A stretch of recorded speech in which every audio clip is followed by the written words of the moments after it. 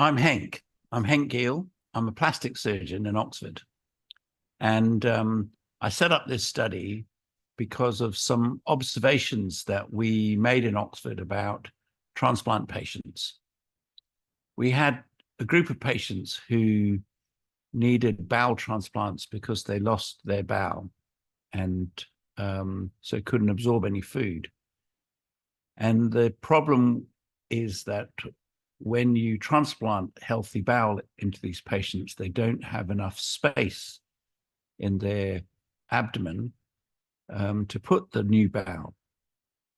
And so the solution we came up with was to increase the space of the bowel of the abdomen by putting in extra skin.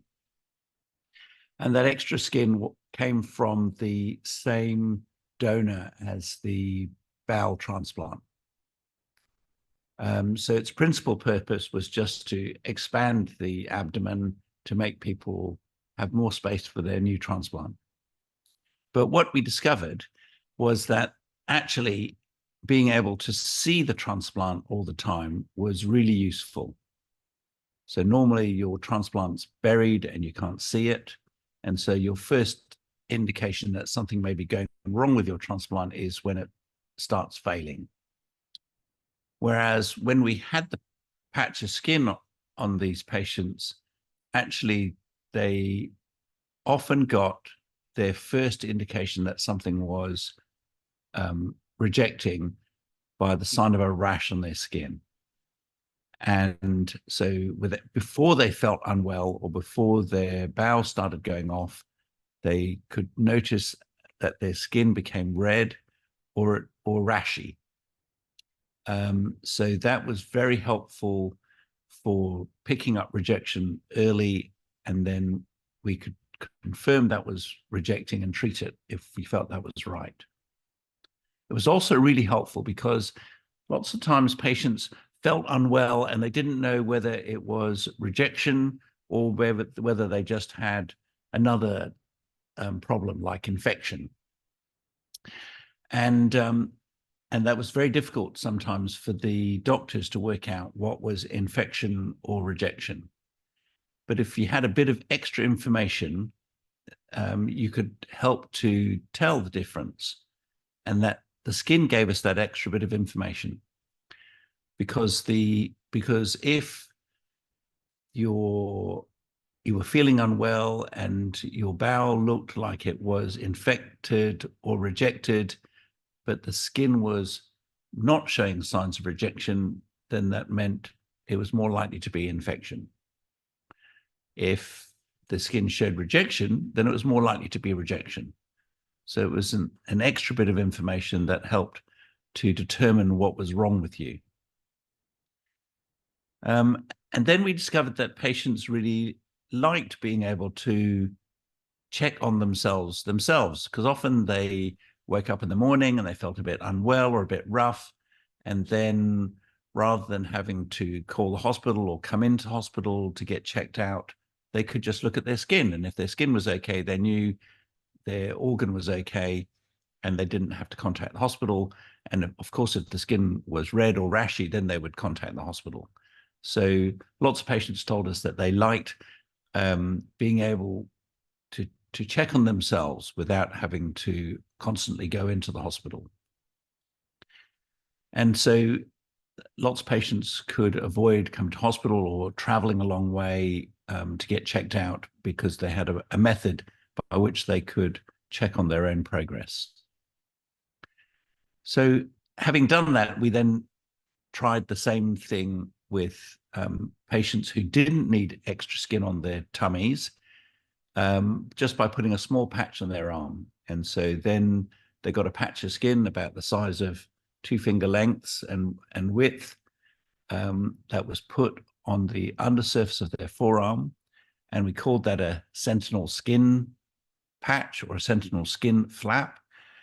Although it's not flappy in any way, it's just like a patch on your arm.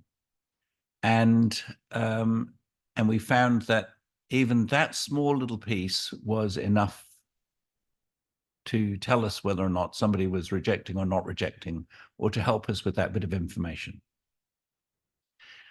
And so we then tried that in some patients who are having kidney and pancreas transplants, and we found the results were very similar. It was useful. And more surprisingly, we discovered that actually having the patch of skin somehow confuses the immune system so that you have a lower risk of any rejection. And we don't quite understand that. But on the back of these observations, we decided we needed to test it in patients who are going to have a lung transplant. And the difficulty with lung transplants is lungs, like intestines, are very exposed to the environment. Every time you breathe in some dust, you might breathe in some bugs. And so they're also very exposed to infection in a way that a heart transplant or a kidney transplant is not. And so the rate of infection is very high in lung transplants. And there is difficulty in telling the difference between infection and rejection in the early stages when somebody has problems with their lung. So we felt this would be a good group of patients to help, and a good group of patients who would benefit from having a patch of skin at the same time as they have their lung transplant. So after a long process of getting approvals from ethics committees and National Health Service, blood and transplant committees, we're at the stage where we can now offer you this potential procedure. And I say potential because we can't guarantee you that if you join us, that you will get a patch of skin.